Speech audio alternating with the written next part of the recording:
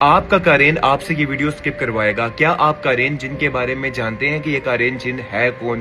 یہ جن اتنا خطرناک جن ہے اور یہ اس ٹائم کے اوپر آپ کے ساتھ موجود ہے، آپ کے جسم کے اندر موجود ہے، اور یہ اتنا خطرناک جن ہے کہ یہ آپ کا روح بھی دار سکتا ہے، آپ کی آواز میں بات بھی کر سکتا ہے. اور اس جن کے بارے میں اللہ کے رسول محمد صلی اللہ علیہ وآلہ وسلم نے ہمیں خود بتایا تھا، اور ان کے ساتھ بھی قارین تھا. بی بی عائشہ نے جب ان سے پوچھا کہ کیا قارین آپ کے ساتھ بھی موجود ہے، جب وہ بتا رہے تھے قارین کا بی بی عائشہ کو رضی اللہ تعالیٰ عنہ کو، تو انہوں نے کہا جی میرے ساتھ بھی موجود ہے یہ جن، لیکن میں نے اس کو نیک کر لیا ہے.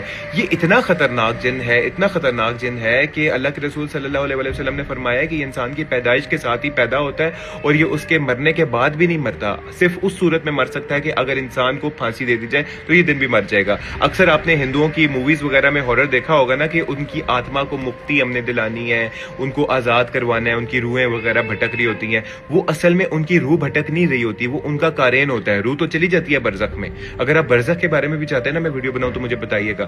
روح تو چلی جاتی ہے برزخ میں، لیکن ان کا قارین ہوتا ہے جو اس دنیا میں بھٹک رہا ہوتا ہے.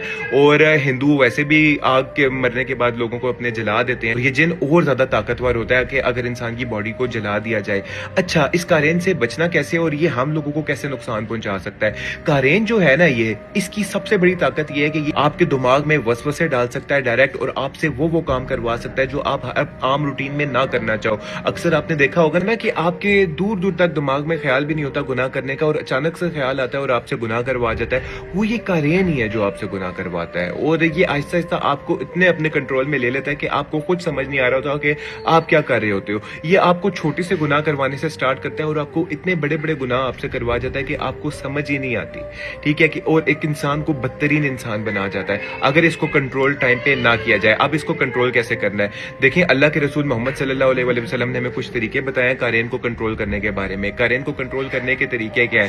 آپ نے سمپل کھانا کھانا ہے تو بسم اللہ پڑھ کے کھانا ہے. الٹے ہاتھ سے آپ نے کھانا نہیں کھانا، آپ نے سیدھے ہاتھ سے کھانا کھانا ہے.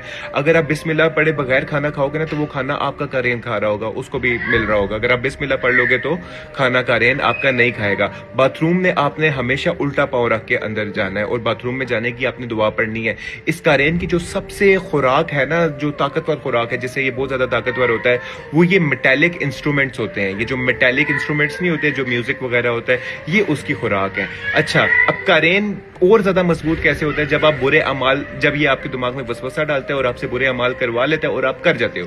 جب آپ وہ گناہ کار لوگے نا، جب وہ آپ برا کام کر لوگے، یہ قارین مضبوط ہو جائے گا اور یہ قارین اسٹرانگ ہو جائے گا.